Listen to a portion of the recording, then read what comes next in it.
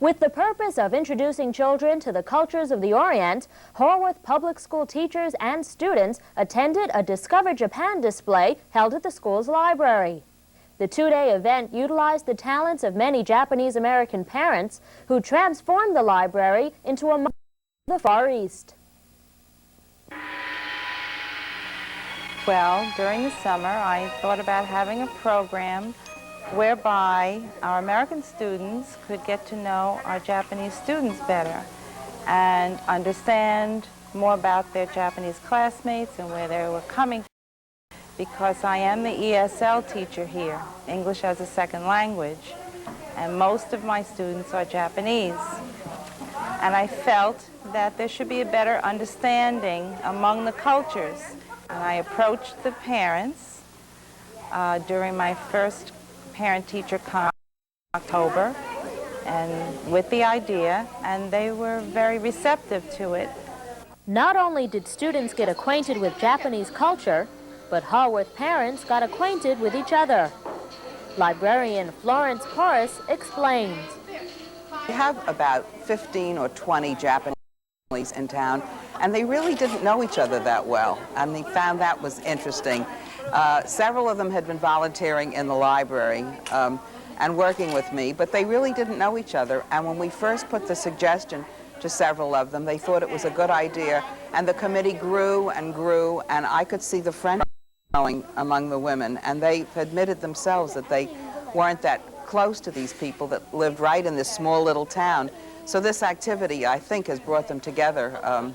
So that's a plus for them, and certainly a plus for me, because they are just, as you can see, they've done absolutely a fabulous job. When the students they learn about the normal Japanese school day and what goes on, how they celebrate some special holidays that have to do with young people, Girls' Day and Boys' Day, and all the artifacts that are associated with them, the carps that are up on the stage.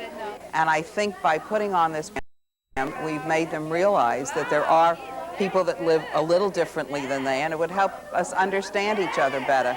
And hopefully our students might go on, you know, to study languages and become more involved, which I think is very important.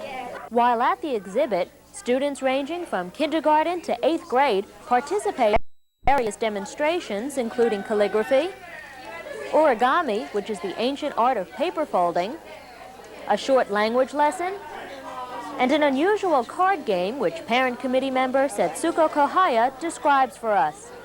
We call it Hyakunin issue. If I translate it in English, it would be like one poem by 100, because it's a selected 100 love poem, which is written by noblemen and aristocrats and priests and princesses. Well, it's divided into two groups. One group is 100 cards on which entire and the writer is written. And the other group is just the last half phrase of the poem, exactly the same poem.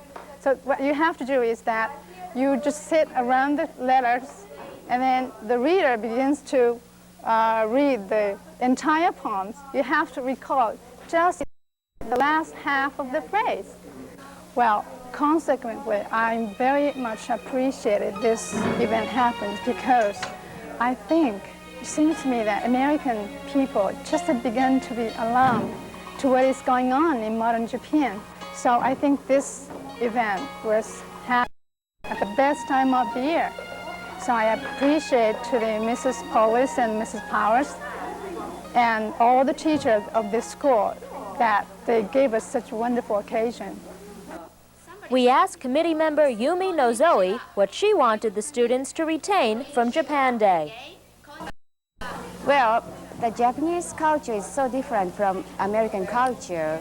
If they realize the differences, of two cultures, it would be nice. And one more thing is that, Japanese people are very polite and make much of very polite and formal manners, which is different from here, So I think, I like to learn, them to learn about that.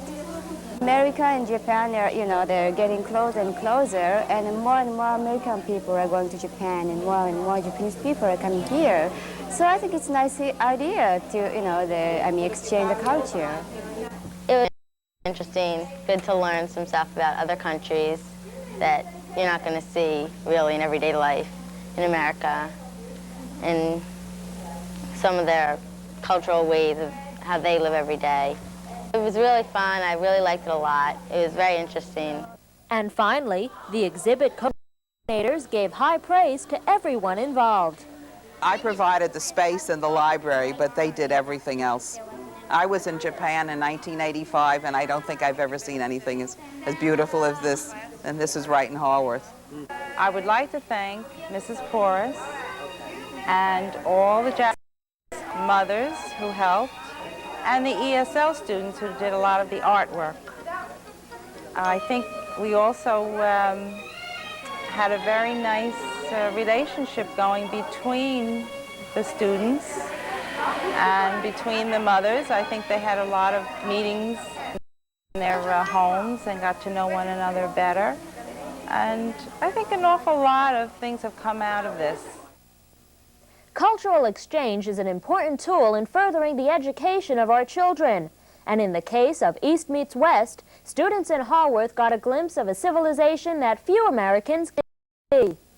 Up next on Inside Bergen County, I'll speak with Ross Matola, the American Association of Retired Persons, about the upcoming tax season.